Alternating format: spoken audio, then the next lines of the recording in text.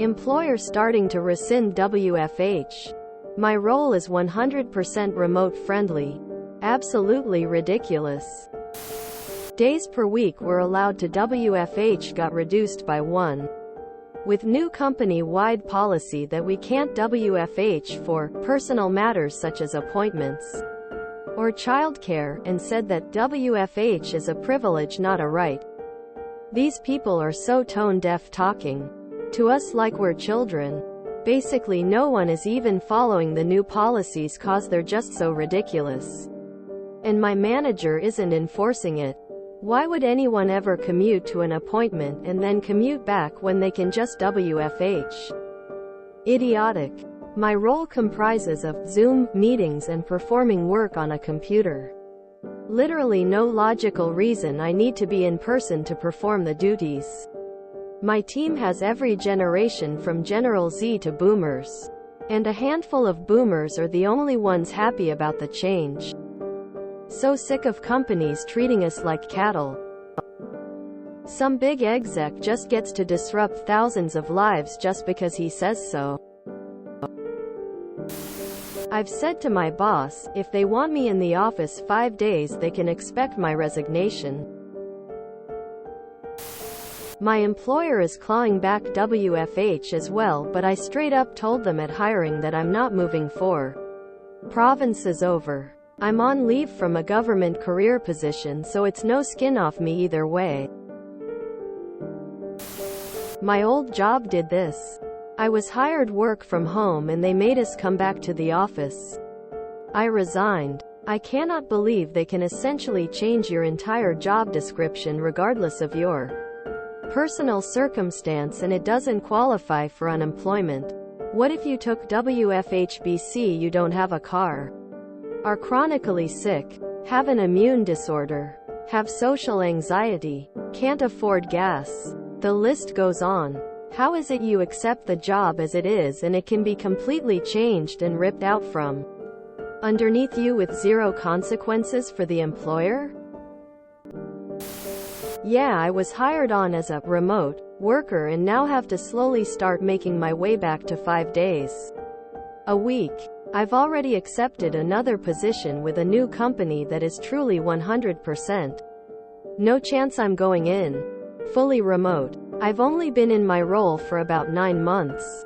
Until someone can show me an increase of productivity in office versus a decrease of productivity at home, then they can shove it up their asses.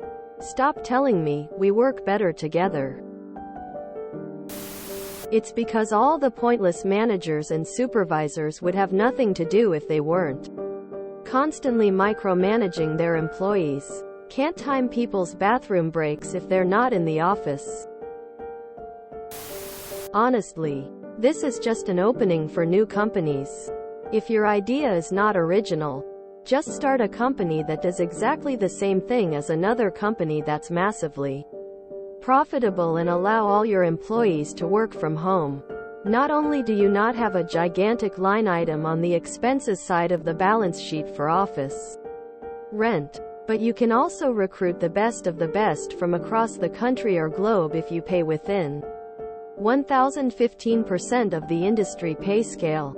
Bonus points if you use the lack of office rent to pay your employees more and are legitimately just better at what you do.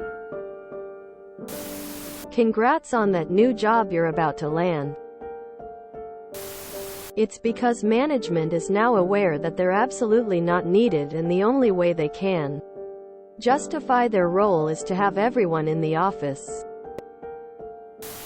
I'm self-employed but took a regularly job for a year to supplement my income and catch up after some big life changes 2 years ago.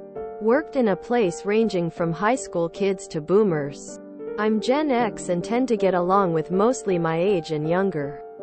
What I noticed about the boomers in that place, myself having been out of a traditional workplace for so long, is how insecure and anti-everything they are. I came into that job having years of experience in that industry and started to do things in a much more efficient way. It did not go over well. Resistance to everything from the boomers. There were things, for example, that would take them days to do that we could do in hours, for example. I was punished by these people for being more efficient. Boomers are constantly mocking younger generations for not wanting to work. What they're actually doing is doing everything the long way for no reason. To look busy. To tell a story about how they did that task when it doesn't require a story. They also constantly overshare, gossip, and are extremely nosy. That's why they like everyone to be at work. It's a gossip generation. A backstabbing generation. I took a few days off to help a family member with a sensitive legal issue. I made the mistake of telling the boomer employees this. When I came back, every regular customer and client knew my business in detail. That was one of the last straws for me. Employers love these people for some reason. I've heard them described as being loyal to the company, etc. No, they're not loyal. They're mostly a roadblock to efficiency and a better workplace atmosphere. I've been telling any coworker that brings up possibly going back to the office that because my commute is about an hour via public transit, I would likely just need to look for a different job if we went back. I don't mind the occasional in-person special meeting, but Teams, WebEx, and Slack have worked just fine, and it's honestly easier for me, ADHD, to concentrate on the quiet of my home versus hearing everyone else's phone calls and convos from their cubes and smelling everyone's lunch and trying to eat at a 3-person table. No convenient lunch options within walking distance for a 30-minute lunch either. And the train stop near work always has enough shady regulars that I always kept tabs on if the industrial shop or the CrossFit gym nearby were open, so I knew what way to run if needed. I paid $100 a month to travel to work. I'm not going back to that. I have a feeling most employers will push return to office as the labor market continues to tighten up and if there is a recession. Yep, all my meetings are online and there's zero reason to be in the office at all. Even my manager rarely stops by. And when he does, it's something that's easily handled via email or IM. It feels worse when the large company who dominated the building, and as a result, the parking garage, pre-COVID clearly has a WFH policy still in place. Parking is super easy to find, at least, but you still feel like a peasant being forced to spend 8 hours in your cubicle. Employees are a privilege, not a right. The workforce total is down 2% of the population since COVID. That's a priced-in 3% plus reduction in unemployment. Even with everything the Fed is doing, there's more jobs than there are workers. Grin and bear it. Find something new, and leave them to be devoured. You should be able to. My boss would rather me come in and leave 2 hours early for an appointment than WFH and go on my lunch break. Last week I had an annual leave day and he made me come in on the one WFH day I get. I'm a one-man department and totally remote capable. Because his personal preference is 4 days in office. I asked why. He said, "It's just how I like it." He's gonna have a hard time replacing me when I find a new job in the new year too. If they force you to come into the office, find a job that won't, and make sure they know why you left. They can control almost everything about you in an office. Not so much at home. That's the main reason they want people back in the office. WFH is better for everyone except the employer. Sounds similar to my job. We don't have any contact with the public. We do make calls, but we can do that at home. Otherwise we do all our work electronically on the computer. For a long time before COVID, us employees were asking for remote work opportunities and they kept telling us that isn't a possibility because of logistics, or they would say it's not secure. Cue COVID. About half of us had to take leave because of having young kids who could no longer go to school or daycare and they had no one to watch their kids. I was home for a month on leave which the state paid.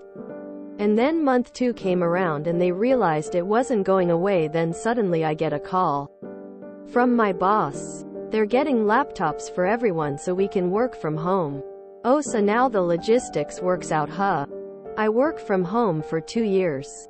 Then they say, okay, let's go back to the office. So many people left. Now they allow work from home that is performance-based. If you are not meeting expectations, then you have to be in office 5 days. If you are then 3 days. If you meet other criteria, you get an additional work from home day. So at the least you have to go in at least 1 day a week. And I'm the days you are in the office, you only have to be there 6 hours and can work the other 2 at home. It seems ridiculous. I have to waste my gas to drive to the office for 6 hours. Just let me stay home. This is also one more reason I'm applying at other jobs.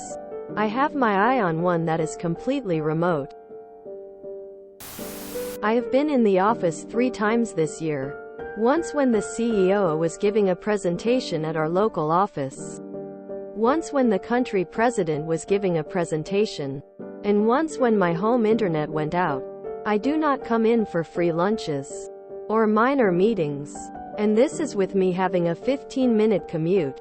I know why management is pushing for people to come into the office, as they want to justify paying for the building.